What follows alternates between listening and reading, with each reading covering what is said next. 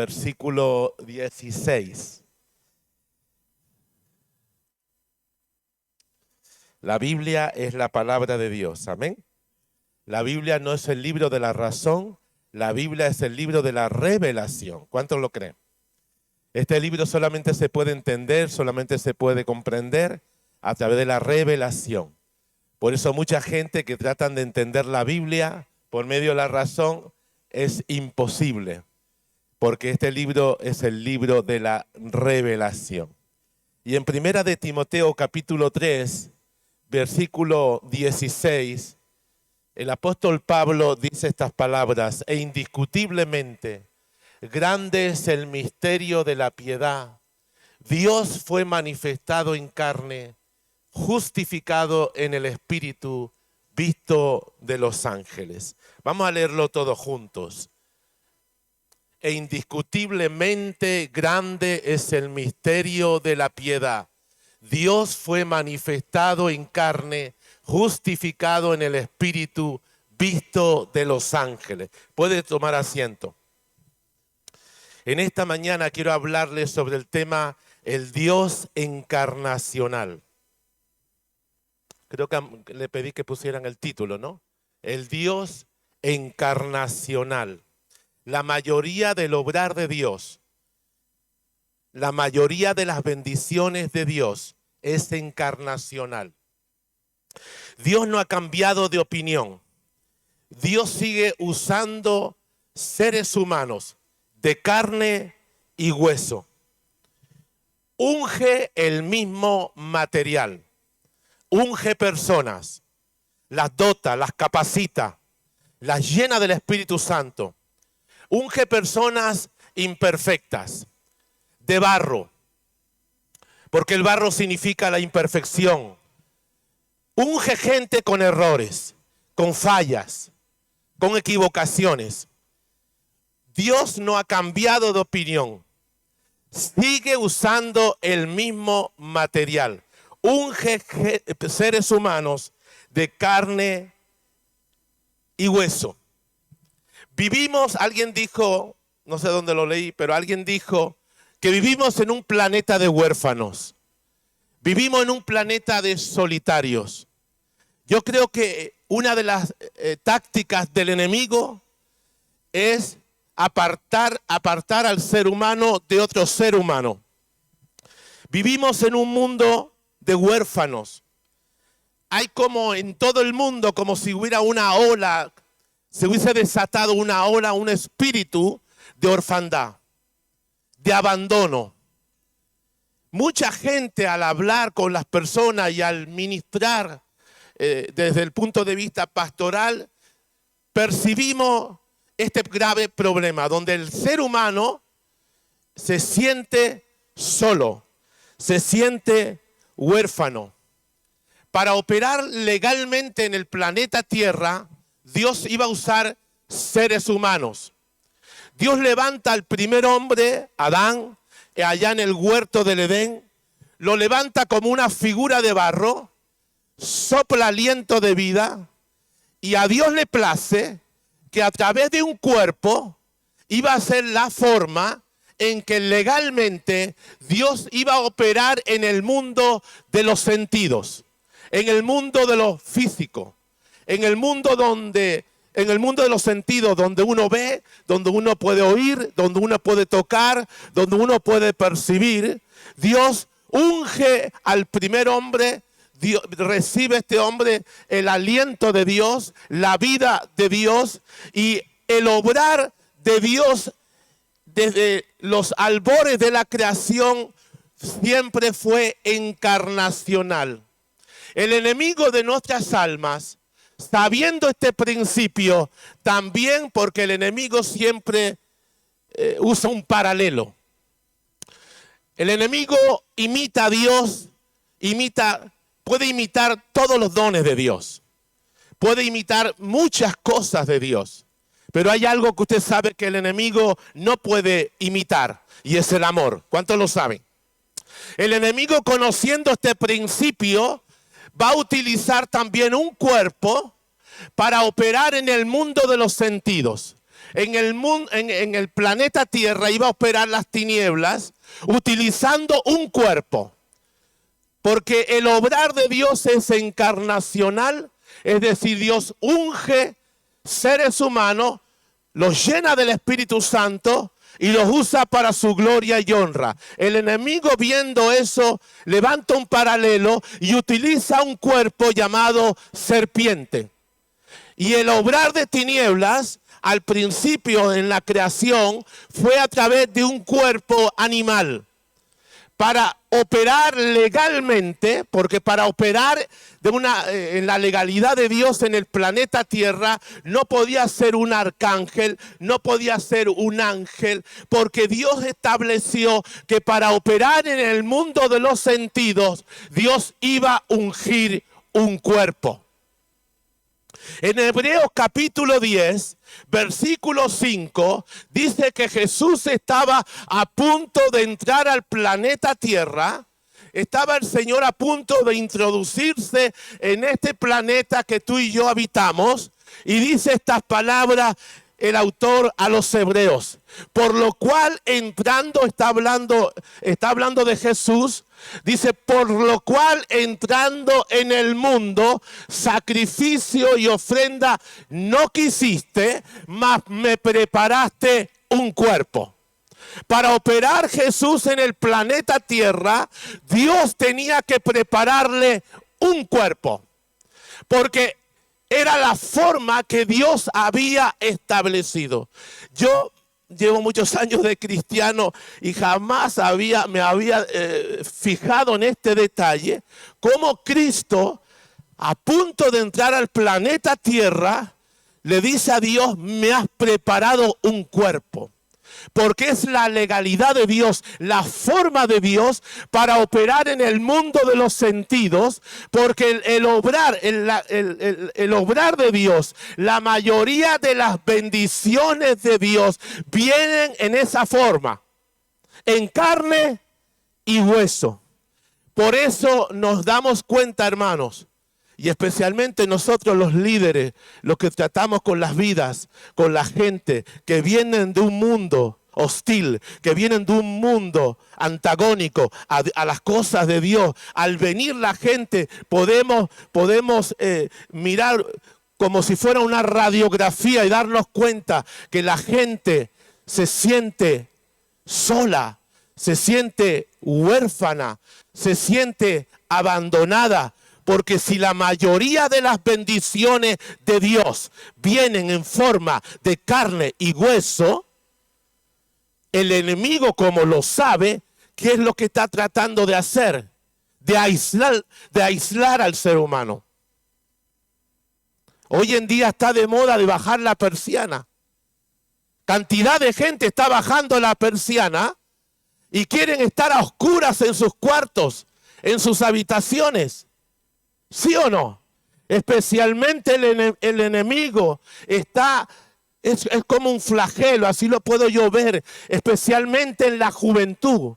El enemigo trata de afligir la juventud y que los jóvenes estén ahí inmersos en sus habitaciones con la persiana bajada, aislados del mundo exterior. Porque el diablo sabe que Dios ha de usar el mismo material. Sus bendiciones han de venir por ese canal, por el canal de las relaciones humanas. Y el enemigo está de una manera muy descarada atacando a la juventud preciosa, que yo creo que es lo mejor de la nación. ¿Cuántos lo creen? Leía un artículo el otro día.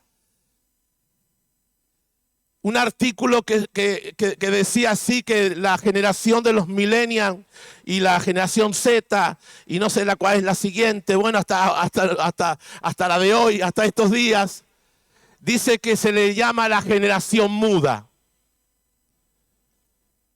Dice que en ese artículo decía que el 80% de los jóvenes le da pavor descolgar, levantar el teléfono cuando reciben una llamada telefónica. ¡Wow! A mí me parecía un dato muy alto, una cifra muy alta, el 80% de los jóvenes, y a ver, padre, usted diga hoy conmigo si eso es verdad o no es verdad, pero por ejemplo mi hijo apenas me coge el teléfono a mí, como que tiene preferencia a escribir un texto, un mensaje. Algunos ni eso siquiera, prefieren una nota de audio, porque ellos saben que pueden borrarla. Si les gusta lo que han comunicado o no les gusta. El 80% de los jóvenes tiene pavor a descolgar el teléfono. Tienen miedo. Algo está aconteciendo. Algo malo está pasando. Si la forma de Dios de obrar, si la forma del Espíritu Santo de manifestarse en esta tierra es a través de las personas, ese es el material que unge Dios, que usa Dios para su gloria y honra. Algo está pasando con nuestra juventud. Y el enemigo lo sabe.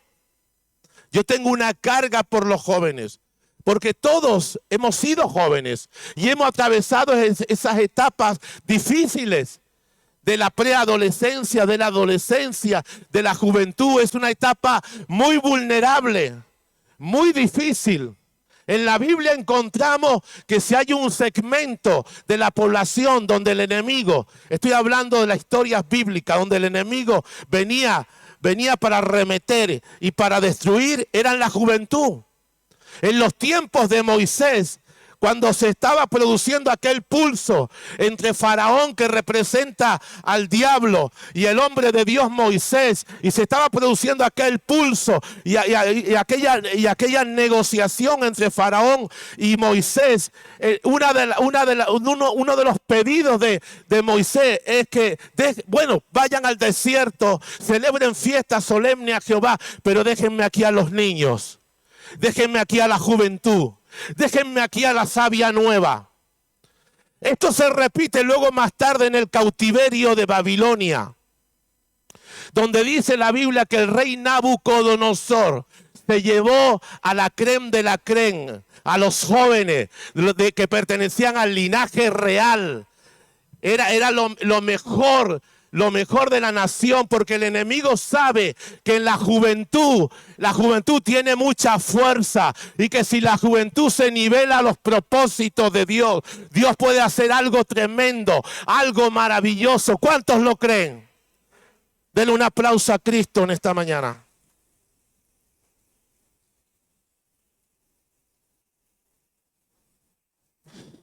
Entre la esclavitud de Egipto y el cautiverio de Babilonia hay una gran diferencia.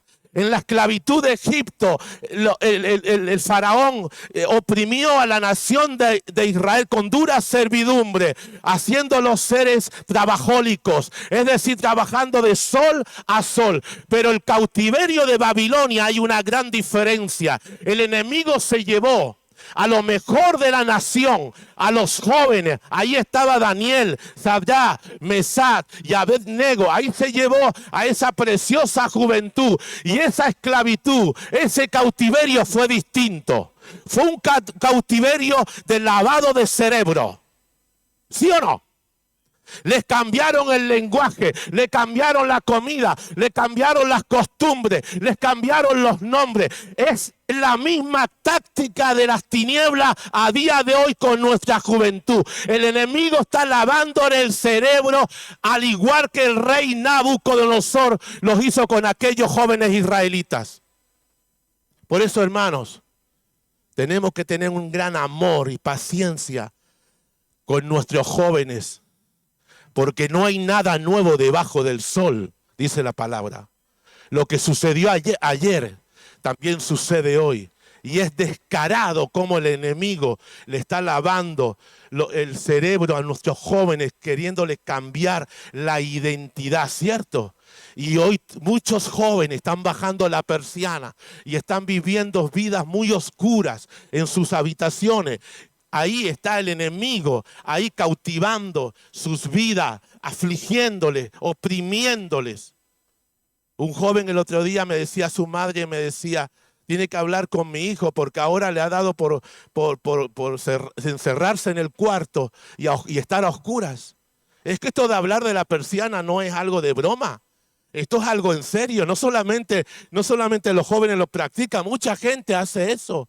Porque esa es la táctica de las tinieblas, la forma en que las bendiciones de Dios, la gran mayoría de las bendiciones de Dios que van a llegar a tu vida y a mi vida, vienen en forma de un cuerpo humano. Porque a Dios nadie lo ha visto. Pero nosotros vemos a Dios a través de las personas, ¿sí o no? Por eso nos exhorta la palabra y nos dice que si no amamos a Dios, que si no amamos a nuestro hermano que vemos, ¿cómo vamos a decir que amamos a Dios que no le vemos? Así que, hermanos, si alguien necesita salvación, Dios va a usar que alguien predique el evangelio y esa persona se convierte.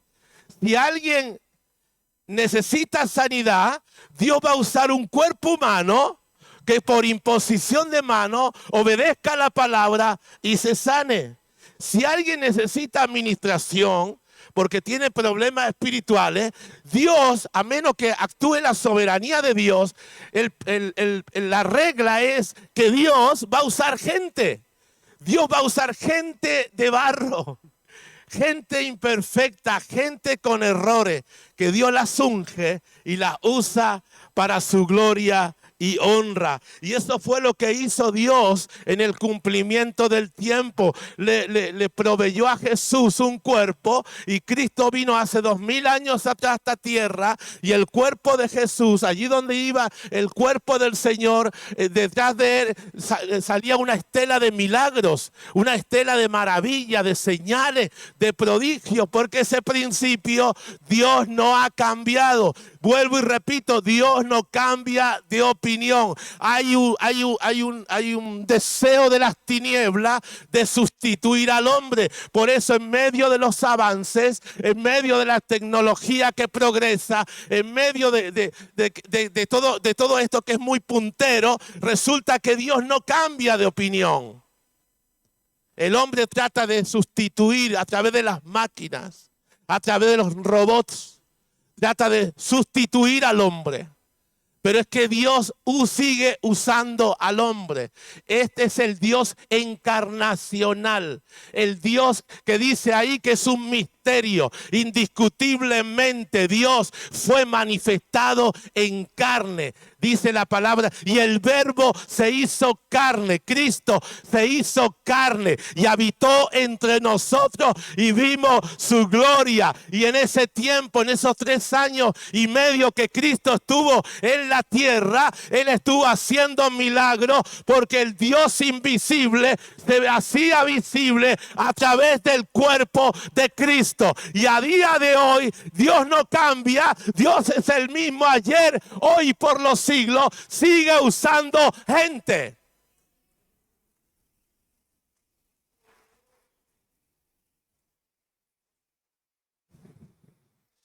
Mi vehículo que yo tengo me lo regaló una persona. El vehículo que tiene mi mujer se lo regaló una persona de la iglesia. No vino el ángel San Gabriel. No vino San Miguel. Dios usa gente. El trabajo que Dios te va a dar, Dios lo va a usar porque te va a conectar con gente. ¿Cuántos lo creen? La casa que vas a vivir, Dios te va a conectar con otra gente para que tú vivas en esa casa. No se te va a aparecer un ángel, no se te va a aparecer ningún ente espiritual. Dios sigue usando gente. Denle un aplauso a Cristo.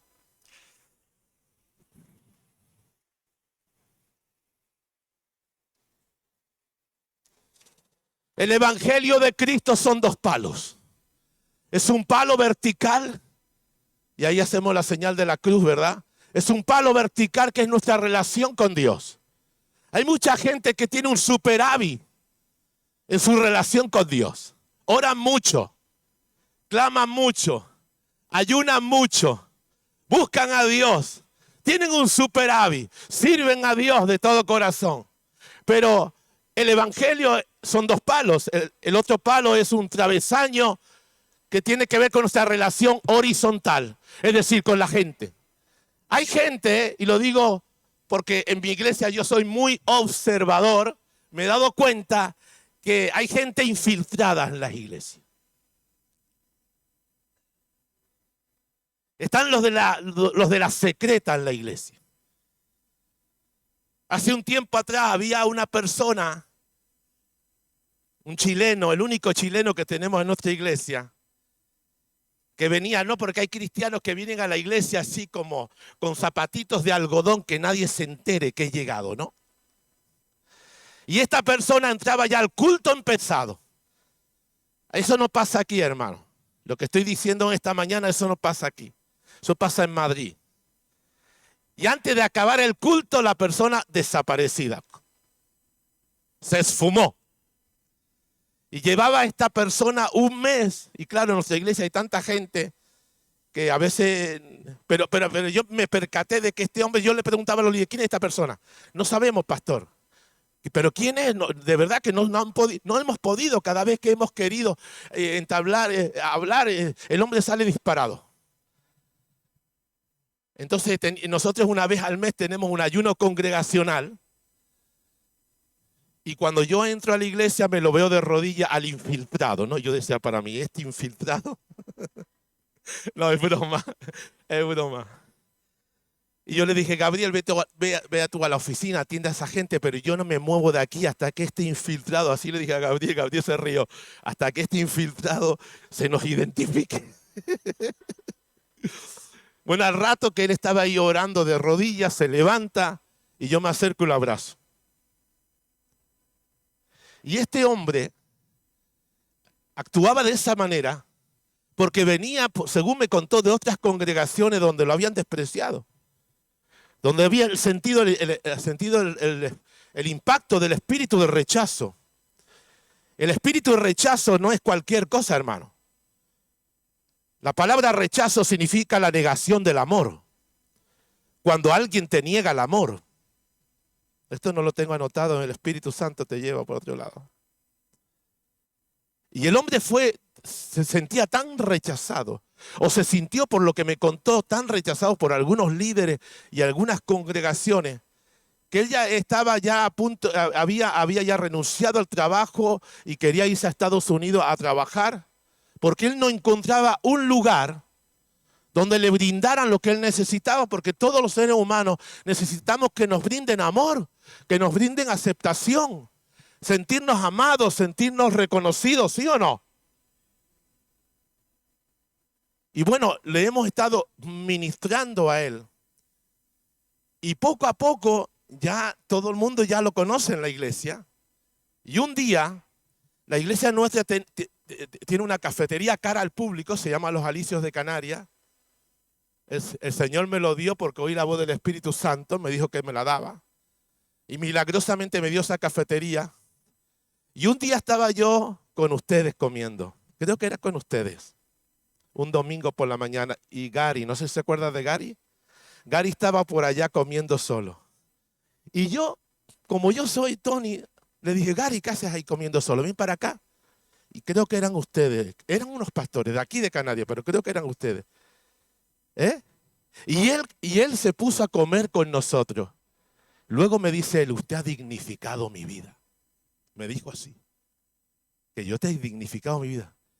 Que usted me ha llamado a comer con usted y con otros pastores. Usted me ha dignificado. Mire, Gary hoy es mi defensor número 1. Gary ahora me quiere tanto que como la gente, él dice, la gente abusa de usted. La gente abusa de usted y él se enrabiatea todo y se enfada y se enoja y le dice, usted no tiene que estar molestando al pastor para... Ese me quiere. Y yo lo hice, hermano, naturalmente. Yo no puedo estar ahí en la cafetería de la iglesia y ver a alguien solo, no sé, yo tengo ese corazón, le digo, ven para acá, come con nosotros. Los espíritus de rechazo en la iglesia, a través del Espíritu Santo, los identificamos rápidamente, porque es un mal endémico. La gente abraza los espíritus de rechazo, que es la negación del amor, Alguien te negó el amor cuando eras un niño, aun cuando estabas en el vientre de la madre. Y eso luego en el tema de relaciones humanas se nota. La persona se siente rechazada. La persona no solamente rechaza, sino hay un autorrechazo. Y no solamente el rechazo, la soledad, yo lo veo como un mal endémico. Vivimos en un mundo de huérfanos, de gente solitaria, de gente en las iglesias llegan y no terminan de tener coinonía con la gente. No terminan de tener esa comunión que enseña la Biblia. Pero si nosotros, hermanos, no crecemos en relaciones humanas, muchas bendiciones de Dios que tendrían que llegar a nuestra vida a través de ese canal de lo encarnacional, son abortadas por las tinieblas y no llegan a nuestras vidas. La gente llega en nuestra iglesia, son la mayoría latinos, y yo le digo, involúcrese en la iglesia, involúcrese en los grupos de hogar, involúcrese porque ahí salen los trabajos, ahí salen las habitaciones, ahí salen los pisos, ahí teniendo relación, porque Dios no cambia, Dios sigue usando gente, esto es algo maravilloso, pero si no hay conexión, imagínese, Dios no puede obrar. Porque Dios le ha placido que sea de esta manera. Es a través de un cuerpo. No daría el día para yo explicarle cuántas bendiciones he recibido yo de la gente. Dios usando a la gente. Es que ya perdí la cuenta desde vehículos, desde conseguir el piso, desde ser pastor. Dios usó gente. Dios no cambia, hermano. Hoy en día está de moda de que el ser humano se está aislando. Y esto es preocupante, especialmente en los jóvenes.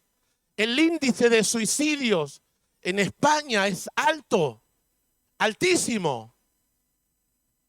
Porque ahí está el rey Nabucodonosor con el lavado de cerebro. Cuando nosotros nos reunimos alrededor de una mesa, hay oxígeno. Nos oxigenamos. Cuando tú compartes con alguien, te oxigenas, te liberas, te sanas. Cuando tú compartes tu carga con alguien, recibes bendición. No podemos permitir, hermano, que el enemigo siga avanzando.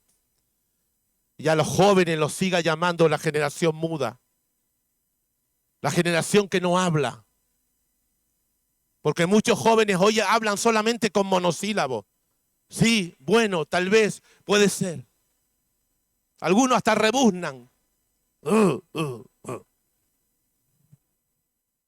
Ya ves a mi hijo, le digo, Lienay, no oigo, oigo como un rebuzno. ¿Cuánto? A que no estoy muy lejos de lo que estoy hablando, ¿verdad que no? Creo que es una táctica de las tinieblas, especialmente en la juventud, lo mejor de la nación.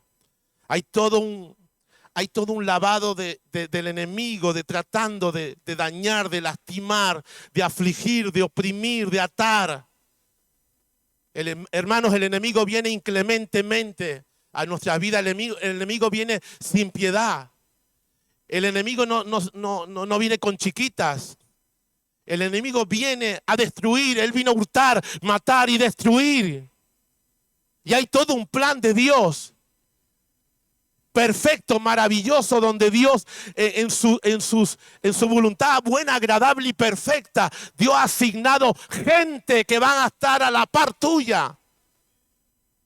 En algunos casos mucho tiempo, en algunos casos momentos puntuales. Pero tienes que apreciar toda persona que Dios ha asignado en tu camino para que te bendiga.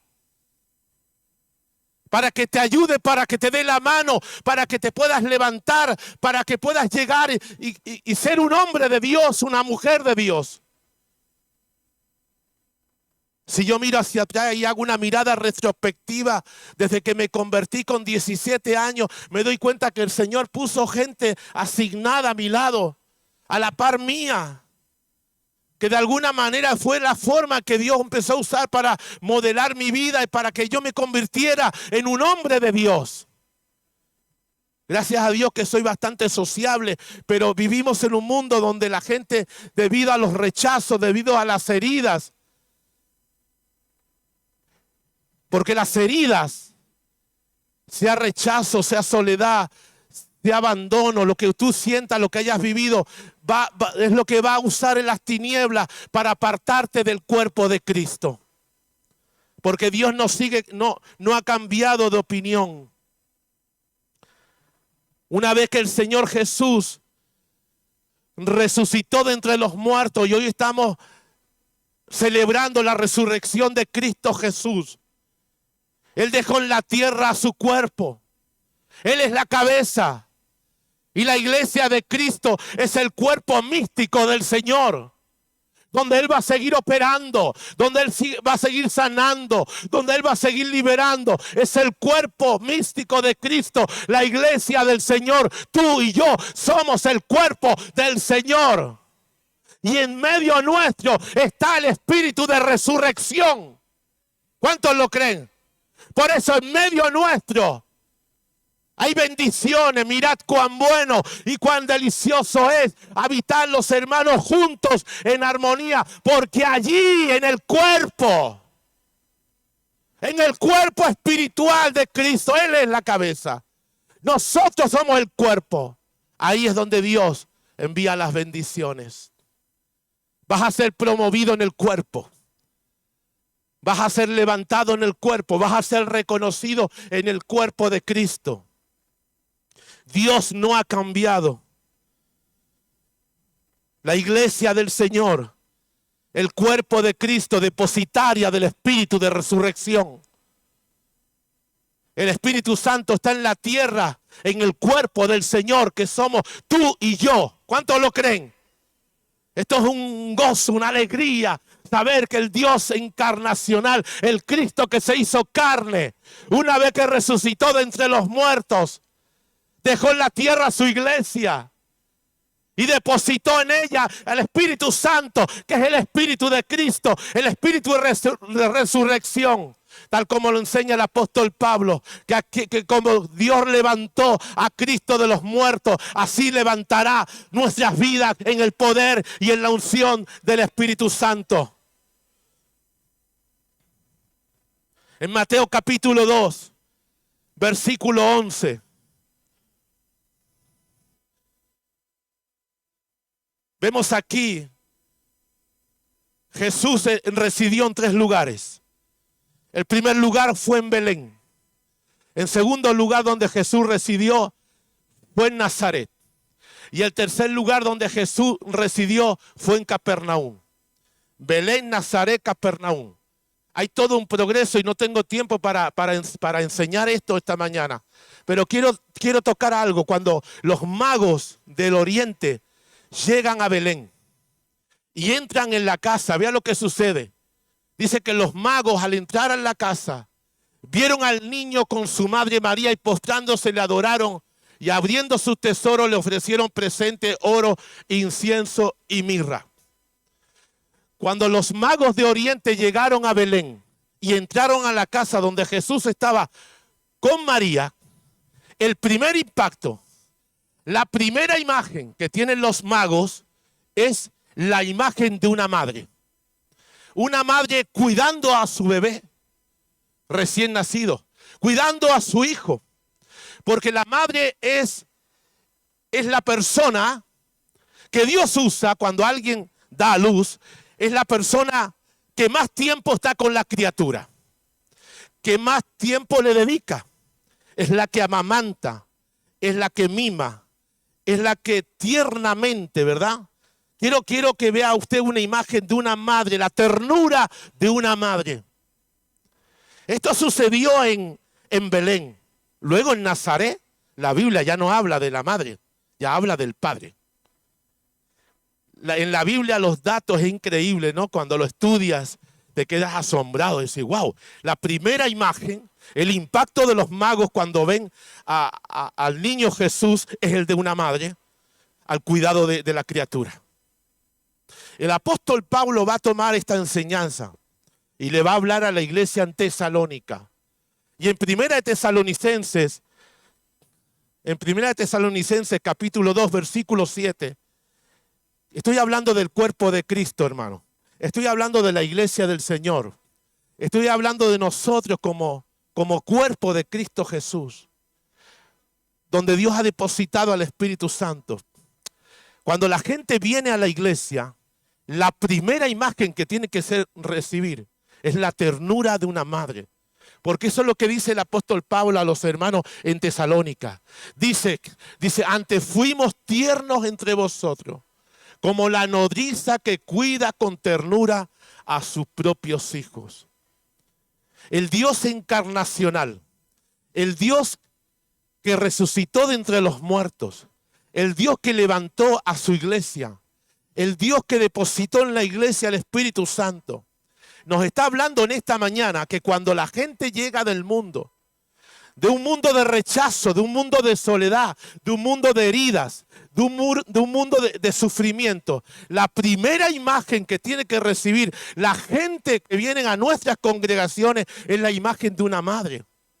Es la imagen de la ternura de una madre, de los cuidados de una madre. A un niño recién nacido no se le puede hablar ásperamente. A un niño recién nacido no se le puede confrontar. Esto es sabiduría de Dios, hermano. Esto es pura sabiduría de la palabra. Yo he visto gente nueva llegar y los hermanos mayores en la iglesia confrontarlos. Pero eso no es correcto a la luz de la Biblia. La primera imagen de la gente nueva que vienen hechas polvos a nuestras congregaciones, a nuestras iglesias, es que tienen que percibir que en esta iglesia hay una ternura para acogerlos, para llevarlos como el Señor le dijo a Moisés, llévame al pueblo, que esto me encanta, es tan tierno. Dice, el Señor le dijo a Moisés, llévame al pueblo en tu seno. Dice así la palabra, llévame al pueblo en tu seno. Un día el Señor me habló y me dijo, llévame a la iglesia en tu seno, Tony, cerca de tu corazón. Es la primera imagen que los nuevos tienen que recibir, es la ternura de una madre.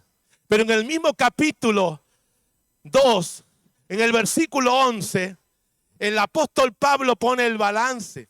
No solamente habla de la ternura de una madre, sino que habla de la exhortación del Padre. Dice así como también sabéis de qué modo como el Padre a sus hijos, exhortamos y consolamos a cada uno de vosotros. La primera imagen es la ternura. Cuando la gente llega hay que cuidarla, hay que protegerla. Están recién nacidos.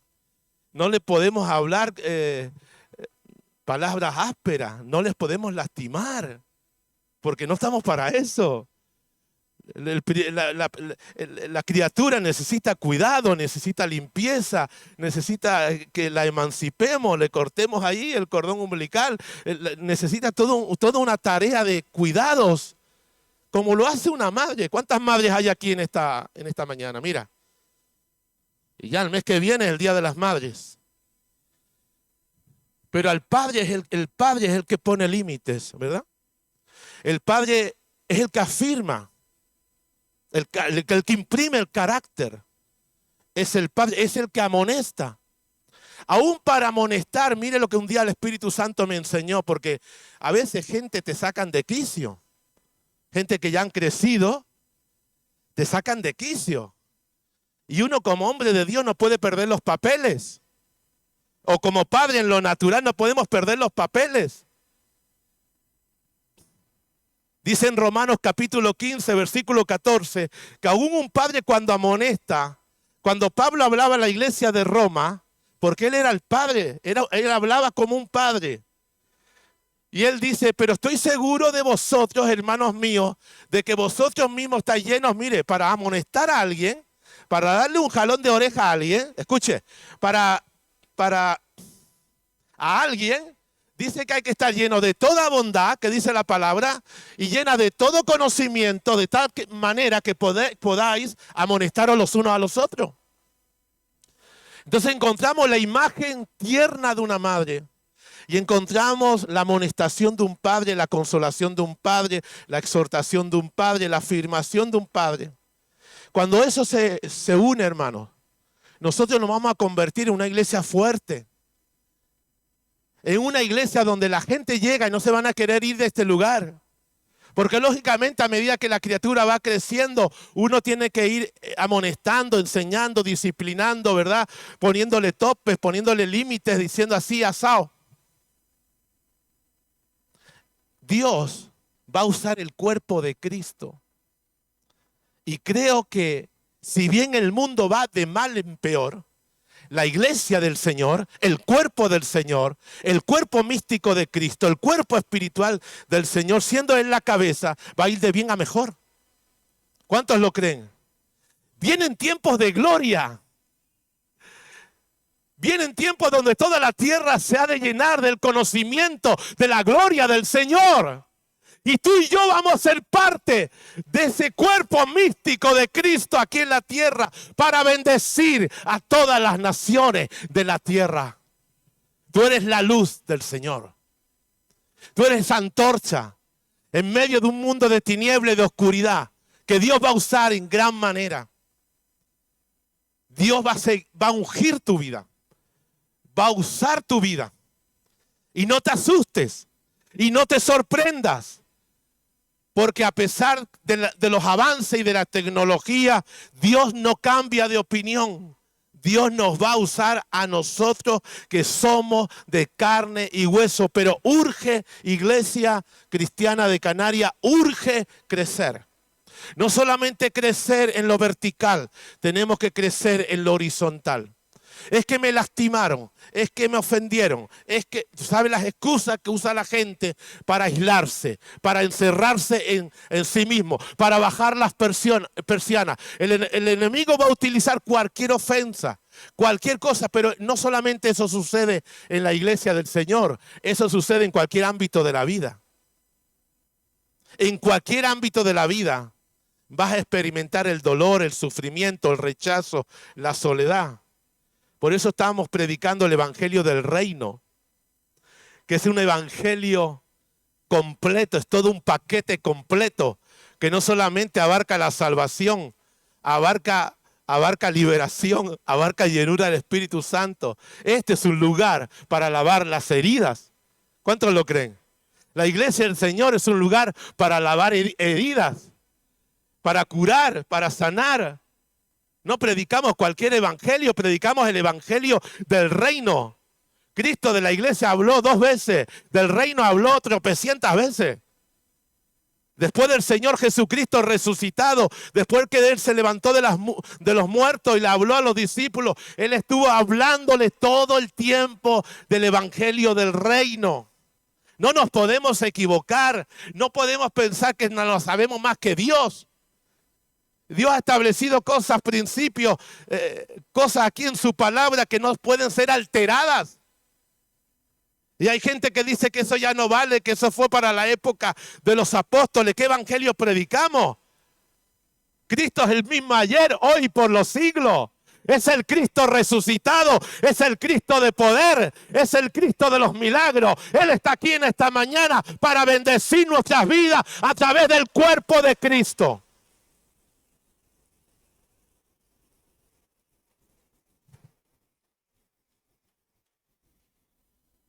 Ahora significa que Dios, en su soberanía, Él puede hacer cualquier cosa. En mi iglesia ministramos a la gente todos los problemas espirituales, pero hubo un caso, en un culto, que yo oro por alguien. Mire lo que pasó. Oro por alguien, cae al suelo, se manifiesta, y me dice el Espíritu Santo, déjamelo en mis manos. Me dice así. No lo toque, porque cuando alguien se manifiesta el enemigo, ya sabemos que hay que sujetar y parar eso, porque el culto es para glorificar a Dios, no para que el enemigo haga un circo, ¿sí o no? Por eso en nuestra iglesia ministramos siempre a todo a puerta cerrada y nadie se entera de nada. Nadie se entera de nada. Hay momentos donde hay un obrar sobrenatural del Espíritu Santo y Dios lo hace porque Él es Dios, ¿no? Pero esa es la excepción. Pero la regla es que Dios sigue usando el mismo material. Díselo al que está a tu lado. Te va a usar a ti.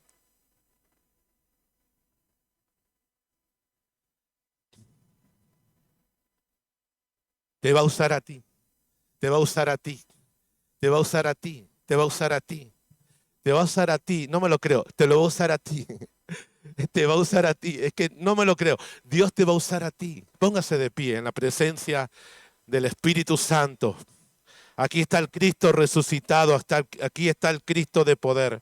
Aquí está el Cristo que resucitó.